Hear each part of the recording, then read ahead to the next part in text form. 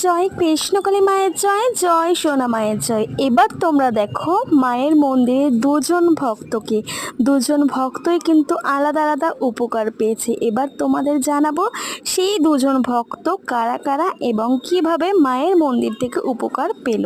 তো চলো, প্রথম যে ভক্তরা উপকার পেয়েছে তোমরা এবার দেখো। এই যে স্বামী স্ত্রী দুজন ভক্তকে দেখতে পাচ্ছ, তারা বলছে তারা কিন্তু মায়ের থেকে চরম উপকার পেয়েছে। তাদের রোগ অসুখ বিসুখ ভালো হয়েছে, এমনকি নতুন বাড়িও বানিয়েছে। আর ঠিক পাশেই এই ভক্তকে তোমরা দেখো, ভক্ত বৃন্দাবন থেকে আসছে। এই ভক্ত বলছে সে কিন্তু উপকার পেয়েছে। মঙ্গলা মা যেদিন ত্রিশূল ধরেনি, শুধুমাত্র বুড়ো আঙুল দিয়ে ঠেকিয়ে দিয়েছিল তার কপালে, আর সাথে সাথেই যেটা মনস্কামনা নিয়ে এসেছিল সেই মনস্কামনা তার পূরণ হয়েছে। তার সাথে সাথে ভক্ত এও বলছে যতবার আসবে মায়ের